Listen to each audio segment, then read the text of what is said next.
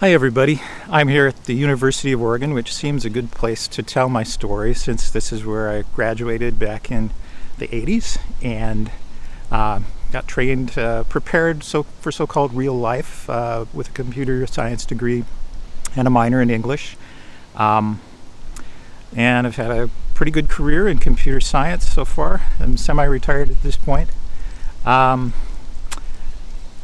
It's before I tell you some of the conclusions of the things that I learned after I left the university and later in adult life. I'll just preface that by saying many people assume that the reason people believe some of the things I believe is because they're stupid, that they are crazy, or that they are just flat out lying. And that's not the case. I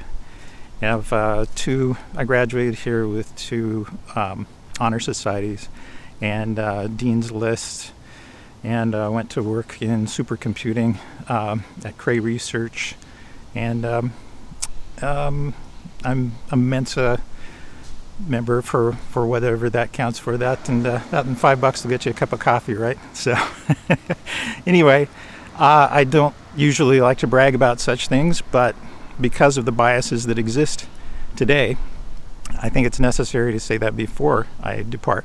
I think I got up into about my midlife before I really started learning things. I had a basic liberal attitude about the world. You might say I was a NPR type liberal,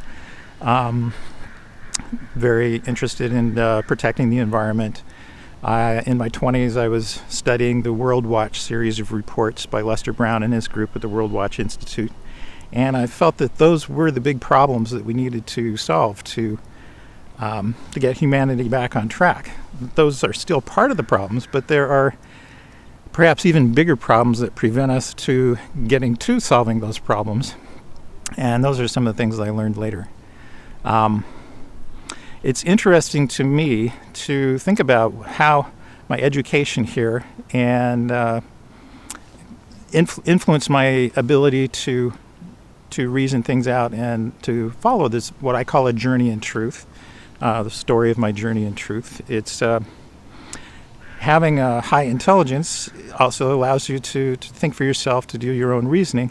But coming out of an institution like the University of Oregon, where one is distinctly trained to get the right answer, be the person in the class who has the right answer, where the right answer is, for all practical purposes, defined as whatever the professor says.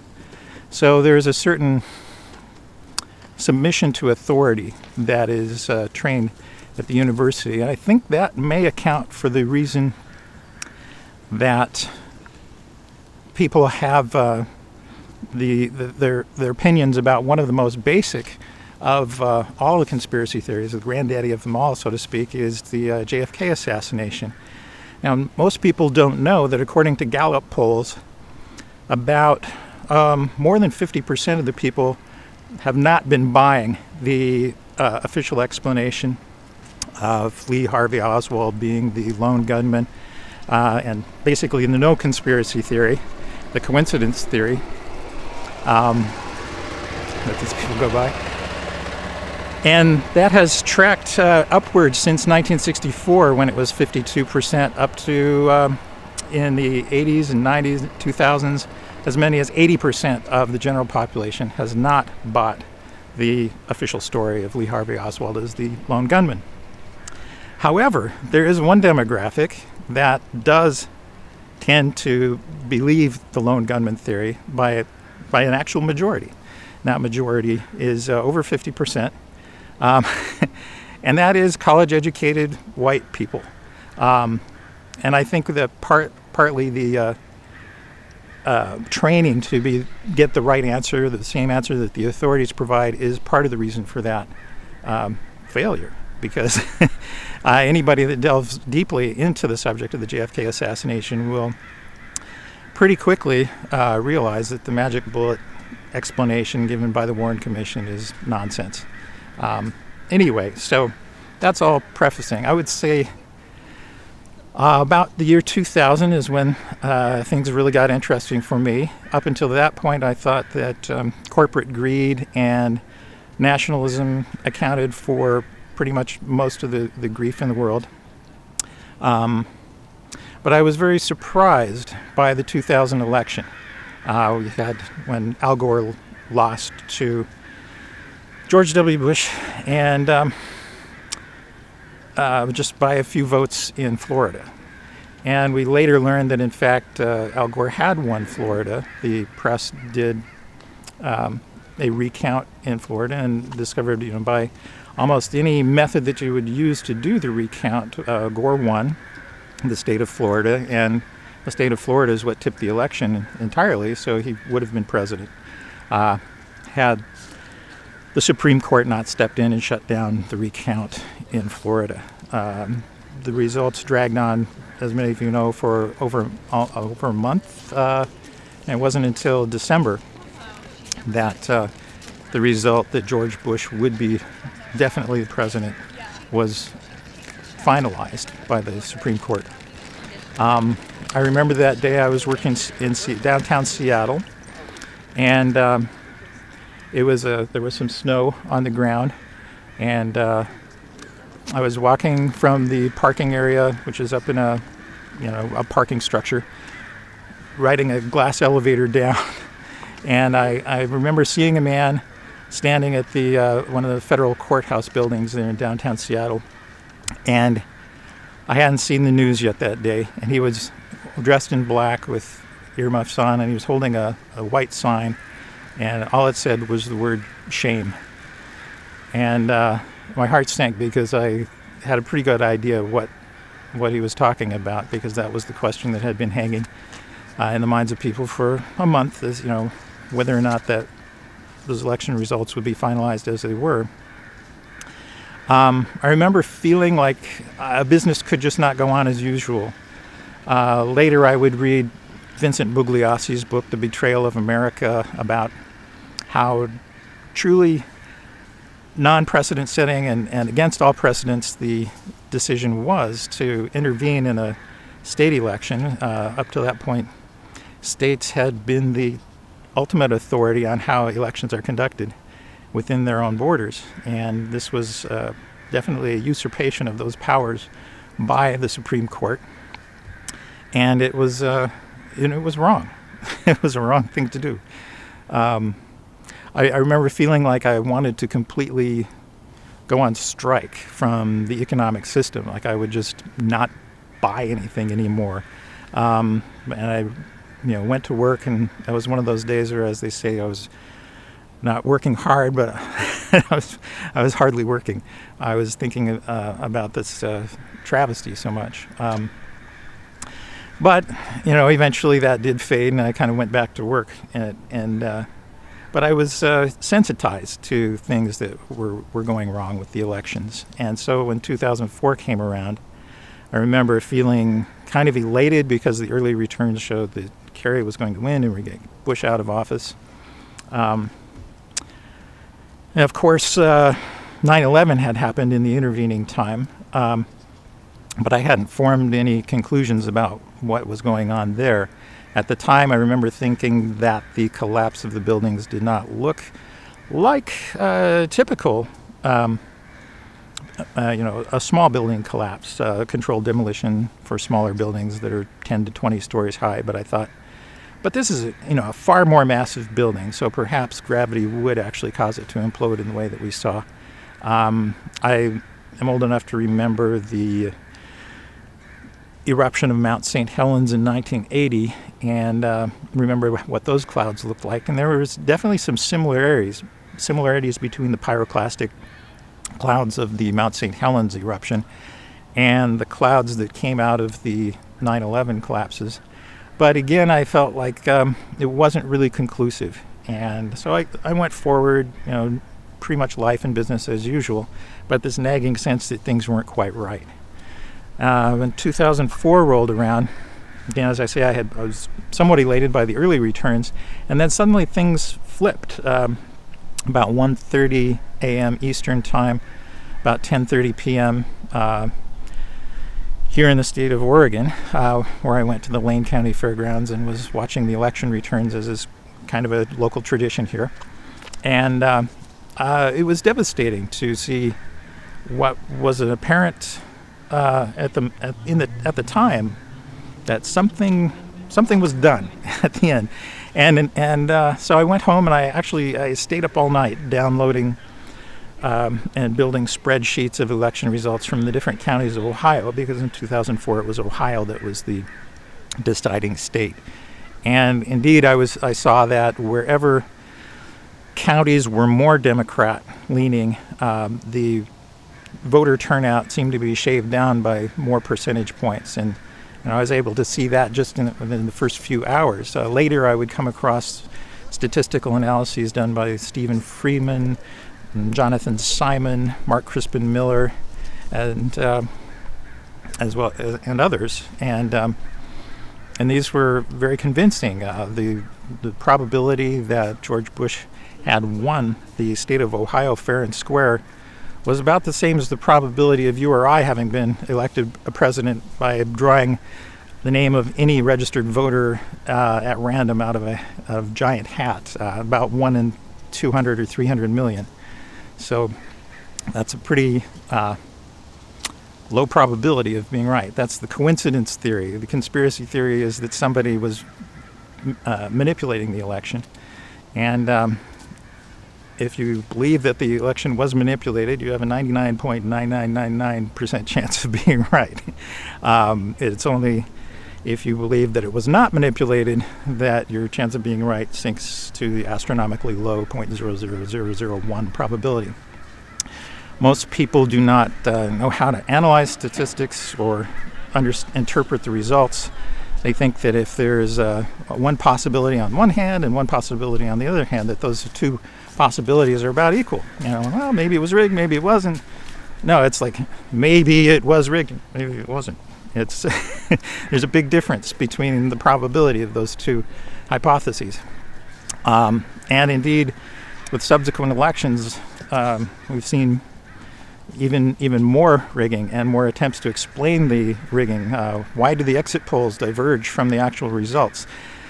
Media comes up with these strange theories like the reluctant Bush responder, the RBR hypothesis, and that was just something somebody spun. Nobody really went out and interviewed people who voted and said, well, yeah, I did tell the exit poll are different from what I actually voted. No, it's not based on anything like that. It's just a story invented to help us swallow the idea that the exit polls could diverge that much, and it didn't really mean anything about the actual election results.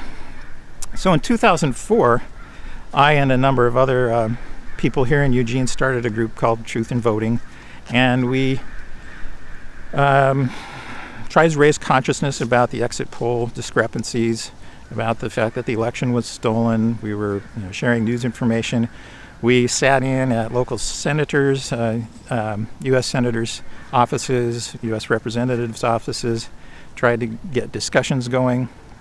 And we're pretty much stonewalled. We attended one joint Senate meeting with then Senator Smith and Senator Wyden. They were doing kind of a bipartisan town hall format in those days. And we were, I think, well enough known that the people they had handling the microphones would not give the microphone to any of the 20 people that were in our group. And we were all, raising our hand like we wanted to speak and have a question for the senators. And they were pretty clearly passing us by and going to other people. And finally, we did stand up and just say, look, this is the most important issue facing the nation right now is the integrity of our elections, and we need something done about that. Along came, the typical problem reaction solution. We got Help America Vote Act, and it put, electronic voting equipment in the states that made them even easier to steal the elections. So we tried to visit the press. We went to the Eugene Register Guard, and they informed us that for national issues, they pretty much follow the lead of publications like the New York Times, the Washington Post, the LA Times.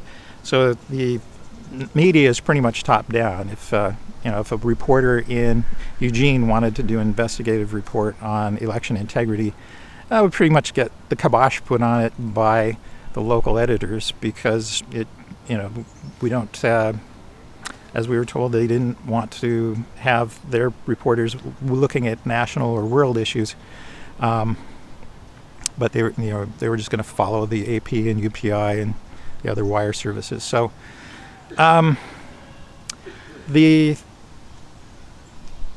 confluence of these three things led to what I call the stage in my journey of truth as a free fall, because I had, within the span of a few months, realized that we no longer have free elections in this country, that we no longer have an opposition party. Remember, John Kerry didn't even question the results in Ohio at all. He conceded the night of the election, even though there were very definitely some suspicious things, and should have been a lot of suspicion based on the outcome of the 2000 election, having been called for George Bush, having been basically handed that by the Supreme Court, and then having it later come out that Gore had in fact won Florida and should have had the presidency.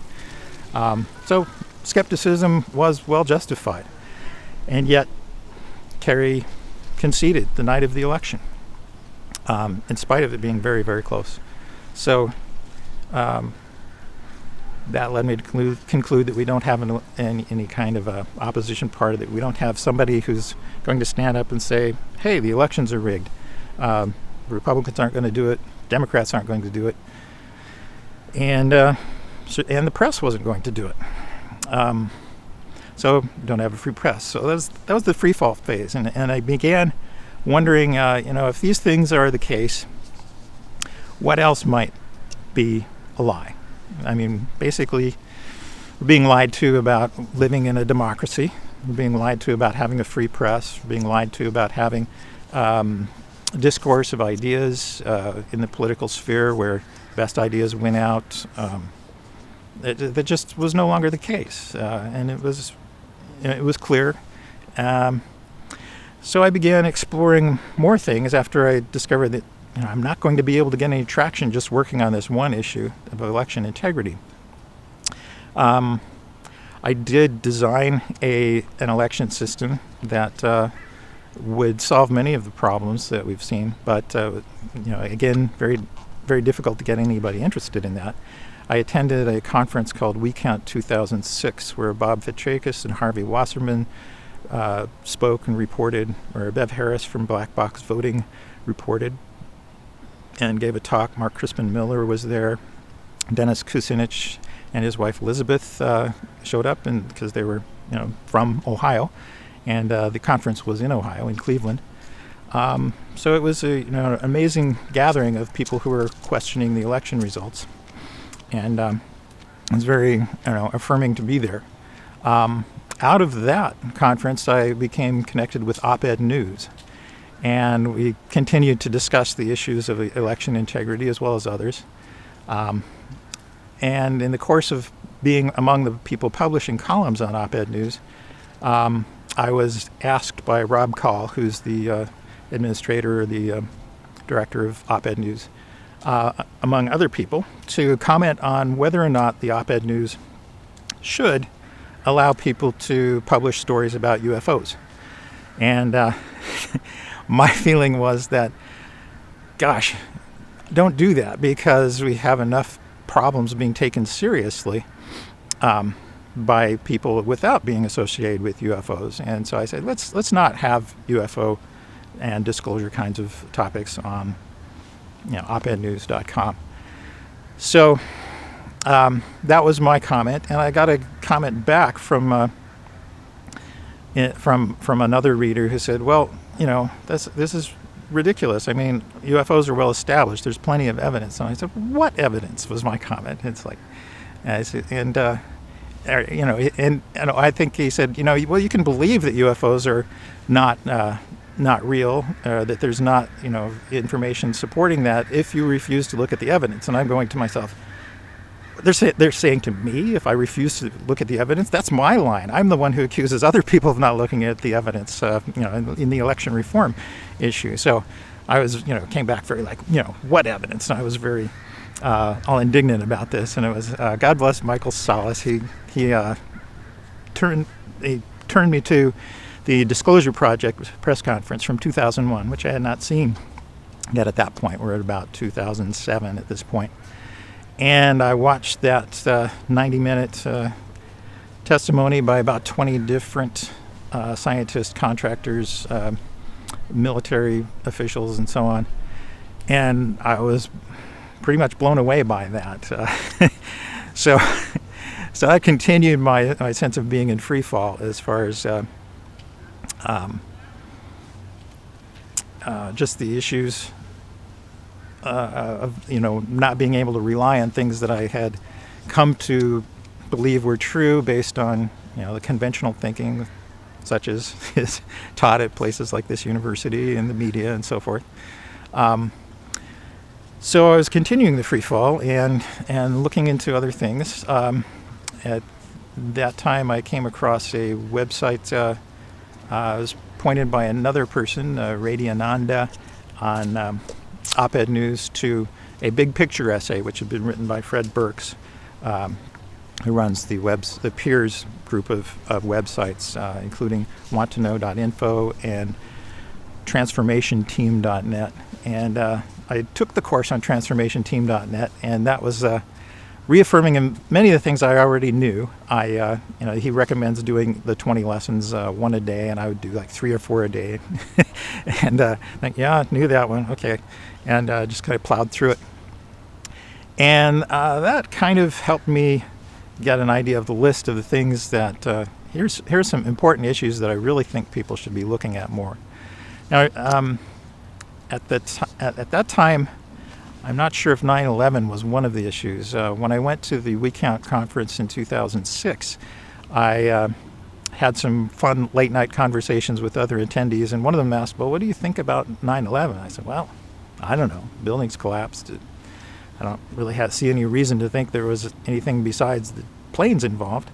And he said, well, I'm hearing some interesting conjecture about that. And I said, well, and it just sort of planted a seed. So I think it was the movie Zeitgeist that came out and kind of really got me interested in it.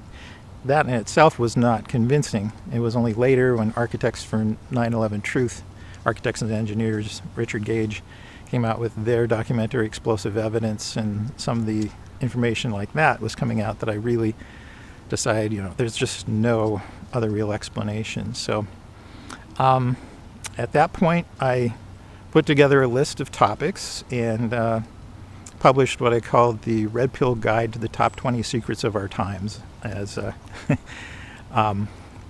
Martin Truther was my pen name at that time. I felt like I was in the tradition of Martin Luther in the Protestant church, nailing my tract up to the church door or putting it up on the web, on Facebook in this case. And I got a lot of positive feedback on that, and a lot of some negative reactions as well, of course. But mostly, I was able to connect with other people who were doing, studying these issues, and I was able to evaluate a number of other issues. It's like, once you've run into something where you realize that the institutions of our society have told a big lie, you begin to wonder what else is a big lie. And you can definitely go overboard on things like that, and there are a number of things like the crazy flat Earth people, as well as the moon landing deniers. These are great examples that are used to point to and say, "Oh, those crazy conspiracy theorists," and in those cases, they're right. But there are a number of conspiracy theories.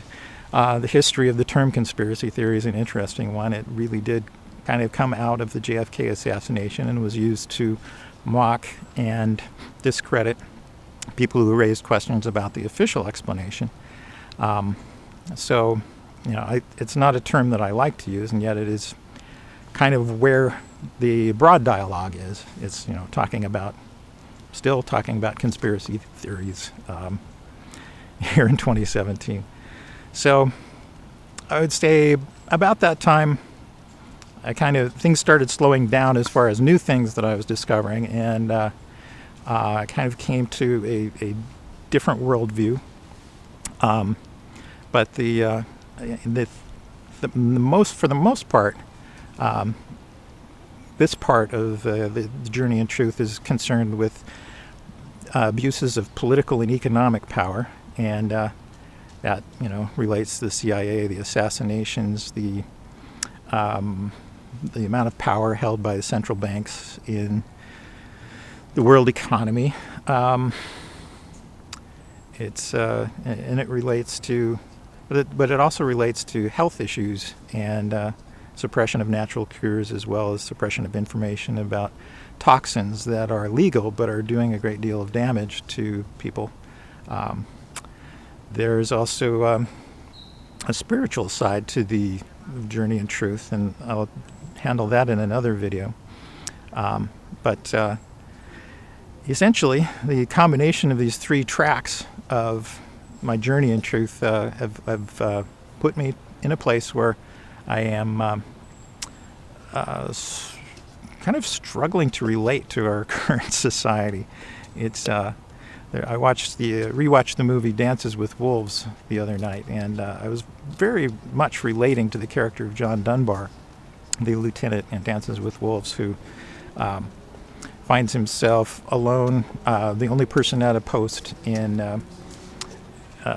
what looks like western Montana, or the Dakotas. It's the Sioux Indians that he is getting to know in the film. And you follow his journey, his exploration, his meeting of the members of the tribe, the initial fear, and overcoming the fear, until they become friends. And then there's the shock, the scene where he comes back to his post from having spent some time with the Sioux Indians, and more U.S. troops have arrived to man the post, and they shoot his horse and they take him captive, and he realizes that he's no longer John Dunbar. He is Dances with Wolves, and at times I feel like that. I feel like I am in this society, but not of this society. I'm looking around at this university. I think there's still ideas being taught here that I know to be wrong, and that, in fact, are damaging to people. And yet they'll probably continue to be taught for years to come.